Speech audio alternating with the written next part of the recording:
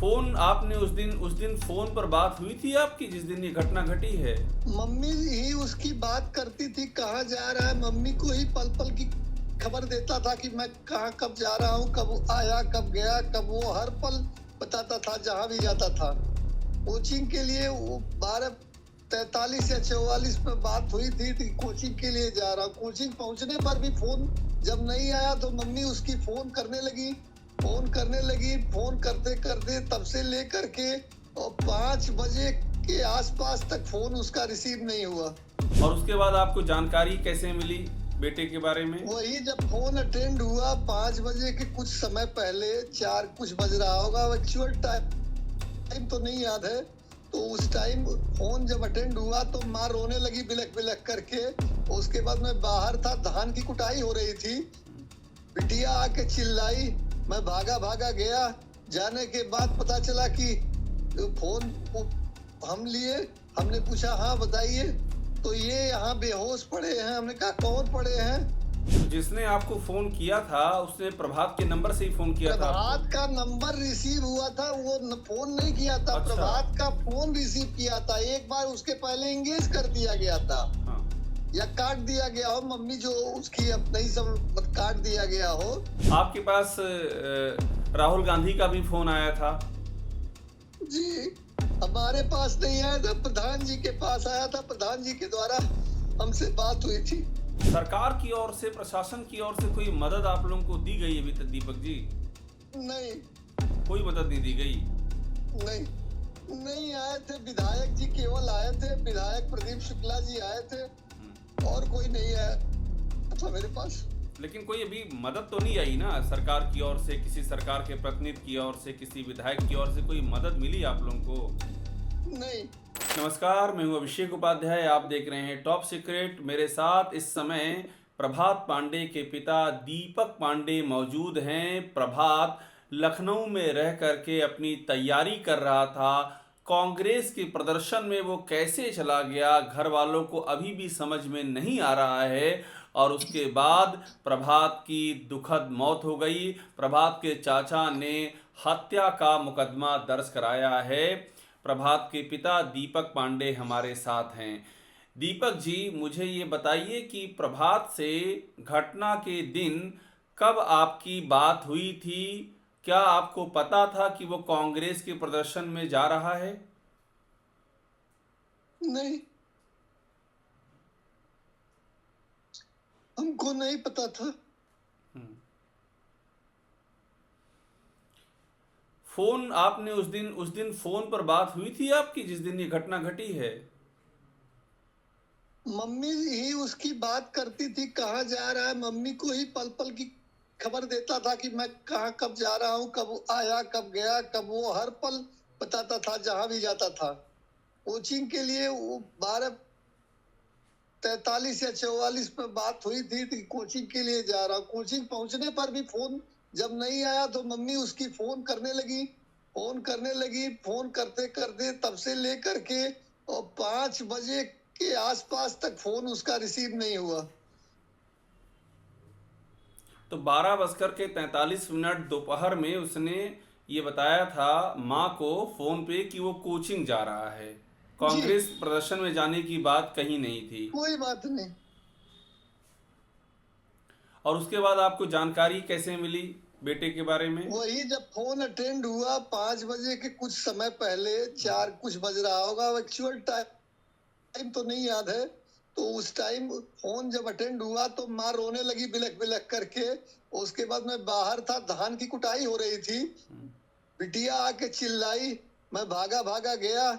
जाने के बाद पता चला कि फोन हम लिए। हमने पूछा हाँ बताइए, तो ये यहाँ बेहोश पड़े हैं। हमने कहा कौन पड़े हैं? तो बताए। उसके बाद कह रहे हैं कि बेहोश पड़े हैं। और हम कहे कहाँ पे? आप कौन बोल रहे हैं? तो कह रहे हैं कार्यालय बताए। कार्यालय बताने के बाद उसके बाद कह दिए और फोन काट दिए। तब से फिर फोन मिलाते रहे, कोई बात नहीं हो पाई। कुछ पता चला कि वो फिर हमने किसके? मनीष को फोन किया जी। जी। है। किसके फिर फोन से? मनीष को फोन किया। जी। जी।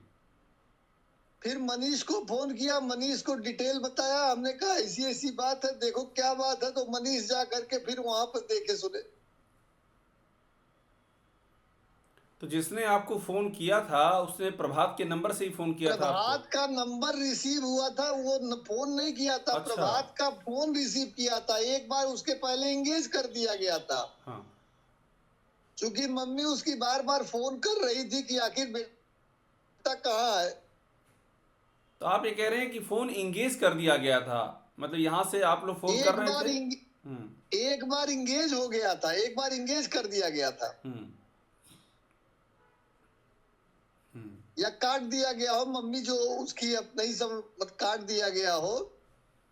हम्म। दोबारा जो है जब फोन पे बात हुई, वहां का अटेंडेंट जो भी उठाया, हम्म। वो जो है यही बात बताया, फिर हमने मनीष को टेलीफोन किया। हम्म। और उसके बाद अस्पताल ले गए, सिविल अस्पताल, और सिविल अस्पताल में जब ले गए तो डॉक्टरों ने बताया कि जी, जान जा चुकी है। नहीं रहा, नहीं रहा। तो अगर समय पर मदद दे देते, समय पर अस्पताल ले जाते तो बच जाता प्रभात।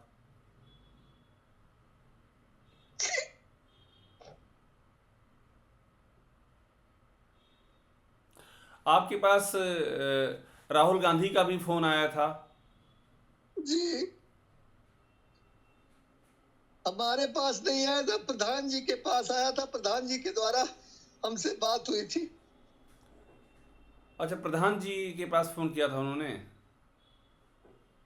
जी, हमारा नंबर किसी को पता नहीं था उन लोगों को, या हम किसी को उस तरह की, उन लोगों से कोई बात हमारी किसी से हुई नहीं थी। हाँ।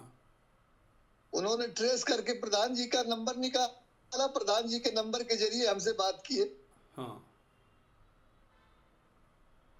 तो आपको कांग्रेस की ओर से कुछ मदद भी भिजवाई है, मुझे पता चला है।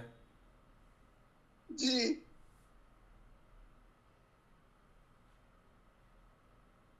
पर इसके अलावा मुझे ये बताइए, प्रभात पांडे की जिस तरह से ये दुखद मृत्यु हुई है, लखनऊ में हुआ है, उस दिन वहाँ विरोध प्रदर्शन भी चल रहा था, और उस विरोध प्रदर्शन में आपको भी नहीं पता कि प्रभात कैसे चला गया, घर वालों को भी नहीं पता कैसे चला गया, लेकिन ये तो वहाँ पर जब हुआ है उस दिन इतनी पुलिस थी। आपको क्या लग रहा है, ये कैसे हो सकता है? इतनी पुलिस फोर्स वहाँ पर थी और इतने सारे लोग वहाँ पर थे, तो ये कैसे हो सकता है? आपको क्या कुछ पता चला, कोई जानकारी मिल पा रही है आपको? मैं कुछ नहीं जान पा रहा हूँ।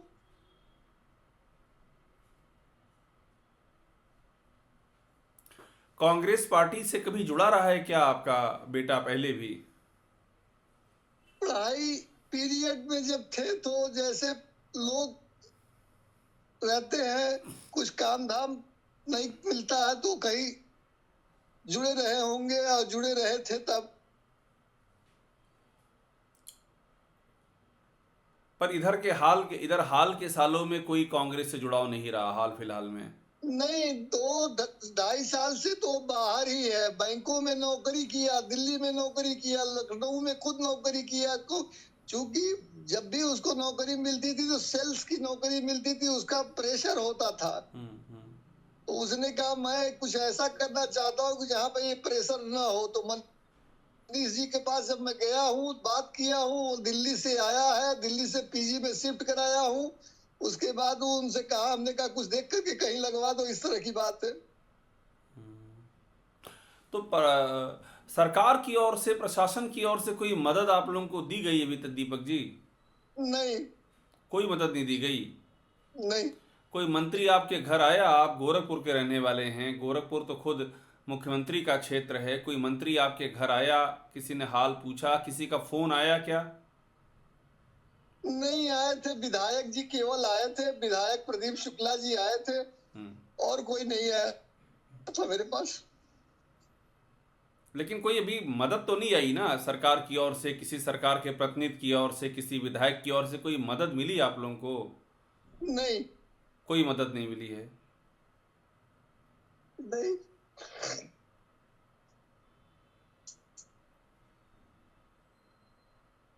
और ये जो जांच हो रही है, जिस तरह से एसआईटी बनाई गई है, दीपक जी, आपको लगता है ये जांच जिस तरह से हो रही है, आप इससे, इस कार्रवाई से संतुष्ट हैं आप?